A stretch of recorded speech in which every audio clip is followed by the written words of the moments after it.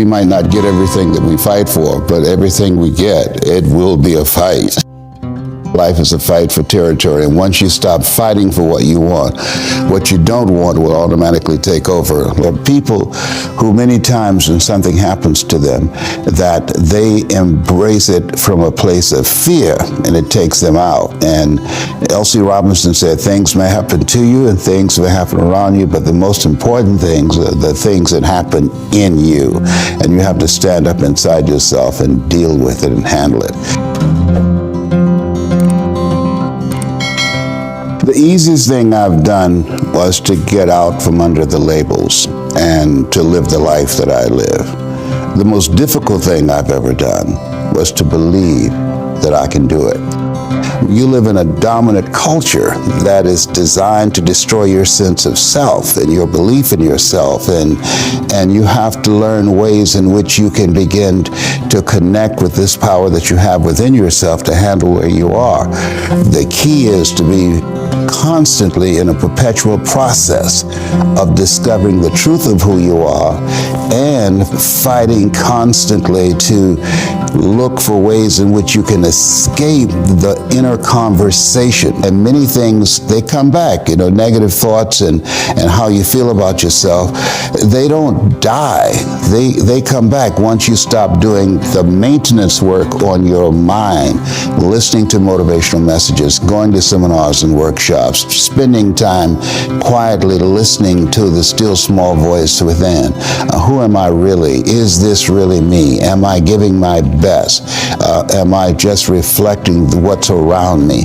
Because all of these various things affect how we show up in life. And so having a strategy to continuously find ourselves reaching higher.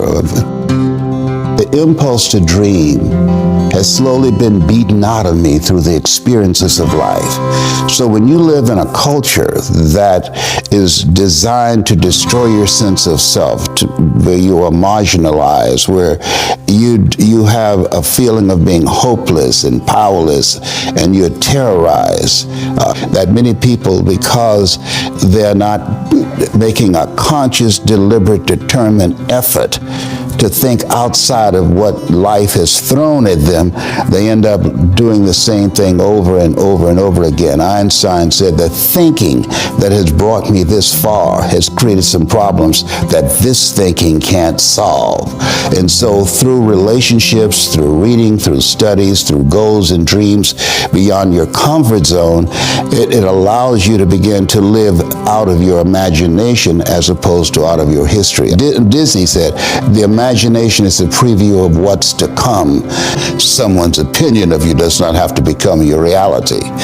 If you want to become successful in life, number one, you got to change your mindset. Don't get in life what you want, you get in life what you are.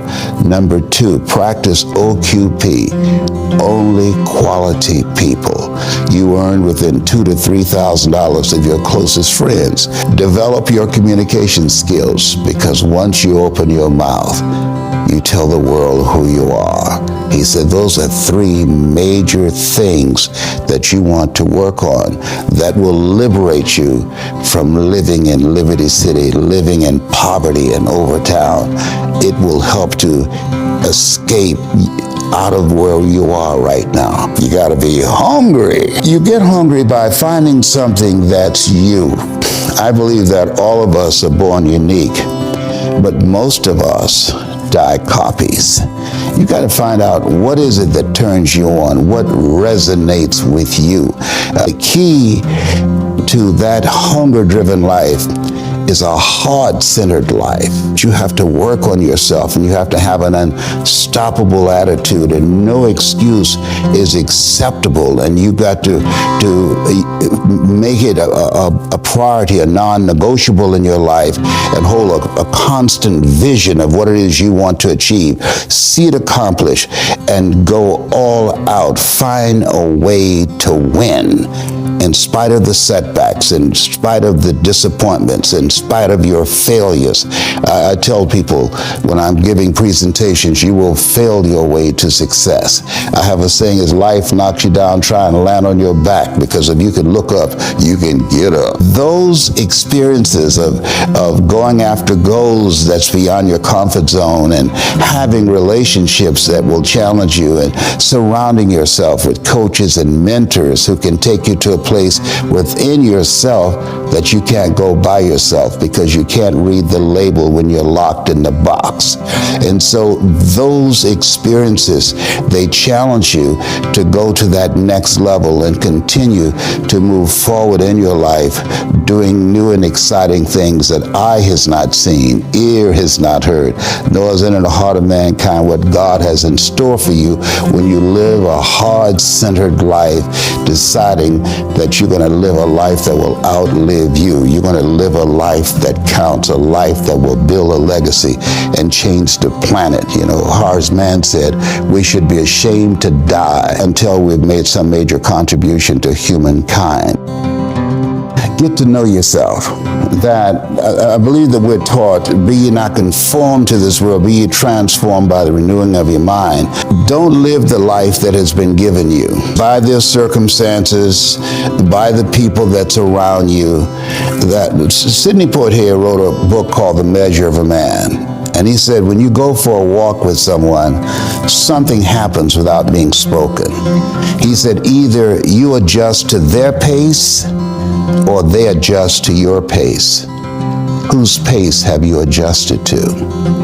And so there are things that we pick up and we think that they're our choices, but they're the choices that we've been programmed by life to do. When we leave our homes in the morning, we're bombarded with over 6,000 advertising hits through Facebook, through Twitter, through Instagram, through television, through our phones, and through our communities, and through the computers. And so all of these things are impacting us every day.